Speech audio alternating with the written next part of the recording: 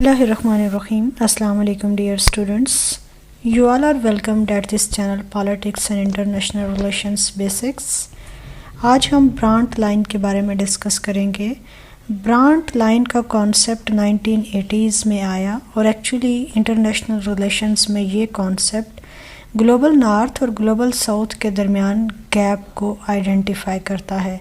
ये गैप किन टर्म्स में है? ये गैप है डेवलपमेंट और वेल्थ के टर्म्स में.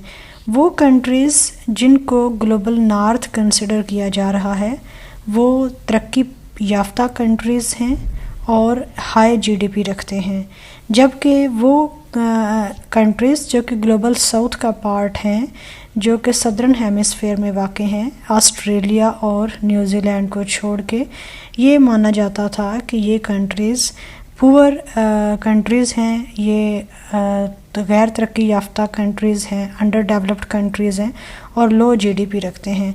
लेकिन अगर हम प्रेजेंट पीरियड के अंदर इस गैप को या इस आइडेंटिफिकेशन को, इस डिमार्केशन को डिस्कस करें तो इस वक्त जो ग्लोबल साउथ के अंदर कंट्रीज़ आ रहे हैं उनका जो इकनॉमिक डेवलपमेंट है वो काफ़ी हद तक बढ़ चुकी है, उनका जो जीडीपी है वो काफ़ी हद तक बढ़ चुका है. तो एक स्ट्रिक्ट और रिजिड सेंस में ये जो ग्लोबल नॉर्थ और ग्लोबल साउथ का कॉन्सेप्ट है in terms of economic development and wealth, उसे हम अप्लाई नहीं कर सकते, क्योंकि ग्लोबल नॉर्थ के अंदर और ग्लोबल साउथ के अंदर प्योरली वो कंट्रीज़ नहीं हैं जो कि हाईली डेवलप्ड हैं या फिर अंडर डेवलप्ड हैं.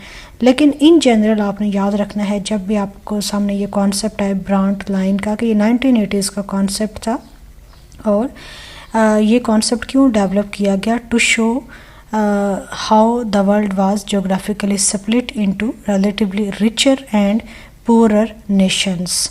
और इस मॉडल के मुताबिक जो रिचर कंट्रीज़ थे they are almost all located in the northern hemisphere with the exception of Australia and New Zealand, क्योंकि ये जो दो कंट्रीज़ हैं ये सदर्न हेमिस्फीयर में आते हैं.